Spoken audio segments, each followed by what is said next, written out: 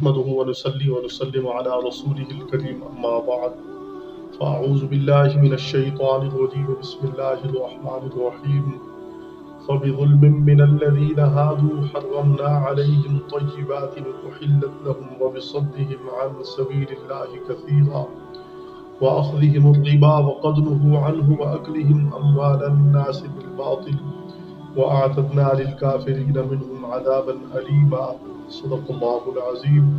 سورۃ النساء کی آیت نمبر 160 اور 161 آپ کے سامنے پڑھنے کی سعادت حاصل کی ہے۔ رب العالمین نے ان دو آیتوں میں بھی یہود کی گزشتہ بدماشیوں کا ذکر کر کے ان پر سزا کا ذکر فرمایا ہے۔ جو لوگ اسلام سے دور ہیں، خواہ کسی مذہب سے تعلق رکھتے ہوں، ان کو آخرت کی سزا تو ملے گی، چاہے وہ یہود ہوں چاہے وہ نصارہ ہوں۔ جو آدمی شریعت محمدیہ کا متبع نہیں ہے، آپ صلی اللہ علیہ وسلم کی شریعت کو ماننے والا نہیں ہے، آخرت کی سزا کا مستحق ہو۔ لیکن یہود ایک ایسی قوم ہے کہ جنہوں نے کچھ گناہ ایسے کیے کہ اللہ نے ان پر دنیا میں بھی سزا جاری کر دی۔ تو فرمایا فَبِظُلْمٍ مِّنَ الَّذِينَ هَادُوا، یہودیوں کے ظلم کرنے کی وجہ سے، یہودیوں کے گناہوں کی وجہ سے تورات کا انکار کیا۔ تورات کو جب کوہ طور پر کھڑا کیا گیا اس وقت ماننے لگے، بعد میں انکار کر دیا۔ اللہ کے نبیوں کو قتل کرنے لگ گئے، اللہ کے رستے سے روکنے لگ گئے۔ تو فرمایا کہ ہم نے ان پر پاکیزہ چیزیں بھی حرام کر دی۔ کوئی چیز جو کسی پر حرام ہوتی ہے اس کی وجوہات ہوتی ہیں۔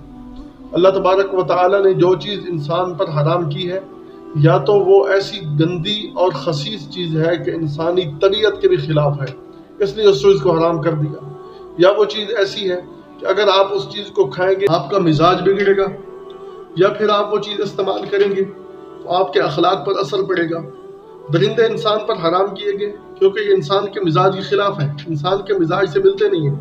خون انسان پر حرام کیا گیا، انسان اگر خون کھانے لگ جائے تو ظاہر انسان درندہ بن جائے گا۔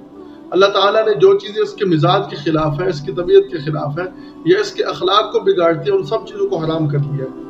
تو بعض چیزیں حرام تو اسی وجہ سے کی گئی ہیں کہ ان کے حرام ہونے کی وجہ سے انسان کا رستہ استوار ہوتا ہے، انسان کا مزاج بنتا ہے، انسان کی طبیعت نفیس ہے، وہ نفاست کو دیکھتے ہوئے اللہ نے بعض چیزیں حرام کی۔ اور یہود پر جو چیزیں حرام کی گئی ان کی وجہ ان کے برے اعمال تھے۔ برے اعمال کی وجہ سے اللہ نے ان پر پاکیزہ، عمدہ، لذیذ اور مرغوب چیزیں بھی حرام کر دیں۔ مثلا شتر مرغ اس زمانے میں بہت زیادہ تھے، شتر مرغ کو اللہ نے حرام کر دیا کہ تم نے نہیں کھانا۔ اسی طرح پاکیزہ جانوروں کی چربی جو گوشت کے ساتھ لگی ہوتی وہ ان پر حرام کر دی گئی کہ تم یہ نہیں کھا سکتے، اور باقی جو آنتڑیوں کے ساتھ چربی ہے یا ہڈیوں کے ساتھ چربی ہے وہ استعمال کر سکتے ہو۔ تو فرمایا ان کے گناہوں کی وجہ سے ہم نے ان پر پاکیزہ اور عمدہ چیزیں حرام کر دی، احلت لہم جو ان کے لیے حلال تھیں، وبصدہم عن سبیل اللہ کثیرا، اور اللہ کے رستے سے بہت زیادہ روکنے کی وجہ سے، شروع سے لے کر آج تک اللہ کے رستے سے روکنے کے لیے انہیں جال بچھائے ہوئے۔ رسول اللہ صلی اللہ علیہ وسلم کے زمانے میں لوگوں کے دلوں میں شبہات پیدا کرتے تھے، لوگوں کے دلوں میں شبہات ڈالتے تھے، لوگ اسلام سے پیچھے ہٹے، اور آج تک انہوں نے ایسے جال بچھائے ہوئے ہیں کہ لوگ اسلام سے دور ہوں، ایسی مراعات، ایسی رعایات، ایسی چیزیں دی کہ لوگ اسلام سے دور ہو جائیں۔ آج تک ان کی یہ چالیں ہیں۔ وَأَخْذِهِمُ الرِّبَا، اور فرمایا کہ سود لینے کی وجہ سے، سود کا کاروبار سب سے پہلے ابتدا کرنے والے یہود ہیں۔ آج بھی مروجہ نظام تقریباً سود پر چلا، اس کے پیچھے جا کر آپ گہرائی سے دیکھو تو آپ کو یہ یہودی نظر آئیں گے۔ انہوں نے سود کا نظام جاری کیا ہوا ہے، اور آج بڑے بڑے بزنس، انٹرنیشنل لیول پر بزنس جو ہو رہے ہیں، بینکوں کے اندر بینکاری ہو رہی ہے، وہ سب سود کا نظام ہے۔ فرمایا وَأَخْذِهِمُ الرِّبَا، ان کے ربا لینے کی وجہ سے، وَقَدْ نُهُوا عَنْهُ، اور ربا، سود صرف یہود پر نہیں بلکہ تمام امتوں پر حرام کیا گیا ہے۔ وَقَدْ نُهُوا عَنْهُ وَأَكْلِهِمْ أَمْوَالَ النَّاسِ بِالْبَاطِلِ، اور لوگوں کے مال ناحق طریقے پر کھانے کی وجہ سے۔ ناحق طریقے پر مال کھانے کے کئی طریقے ہیں، کسی کا مال اٹیر لیا، کسی کے سے ہاتھ کی صفائی کی وجہ سے مال لے لیا، اور کسی کے مال پر خواہ مخواہ قبضہ کر لیا۔ اسی طرح ہاتھ کی صفائی سے مال لے لینا، یہ کئی صورتیں ہیں۔ وَأَعْتَدْنَا لِلْكَافِرِينَ مِنْهُمْ عَذَابًا أَلِيمًا، اور فرمایا ہم نے کافروں کے لیے ان میں سے دردناک عذاب تیار کر رکھا ہے۔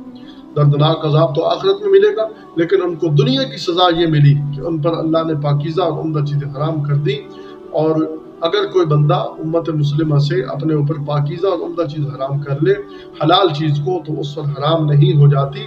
مسئلہ یہ ہے کہ وہ قسم کا کفارہ ادا کر کے اس چیز کو استعمال کرے گا. ہاں بعض لوگ طبیعت کی وجہ سے چیزیں حرام کر لیتے ہیں. مثلا طبیعت ایک چیز کو نہیں مانتی, ایک چیز کا خیال, یعنی اگر وہ چیز کھائے گا, مثلا ایک شوگر کا مریض ہے یا بلڈ پریشر کا مریض ہے, شوگر کا مریض ہے وہ میٹھا نہیں کھائے گا, بلڈ پریشر کا مریض ہے تو وہ جو ہے نا یعنی ایسی چیز نمکین چیز استعمال نہیں کرے گا جس سے اسے بی پی آئی. اب یہ چھوڑنا مجبوری کی وجہ سے, لیکن یہ ان کو حرام نہیں سمجھ رہا. مجبوری کی وجہ سے کوئی بندہ چیز چھوڑ لے, اس کو حرام نہ سمجھے حلال کو, اس کا کوئی حرج نہیں ہے. لیکن ایک بندہ حلال چیز کو حرام سمجھ لے یا حرام کو حلال سمجھ لے تو یہ اس میں شریعت کی اگر قطعی چیز ہو تو پھر اس میں بہت زیادہ مسئلہ پیدا ہوتا ہے.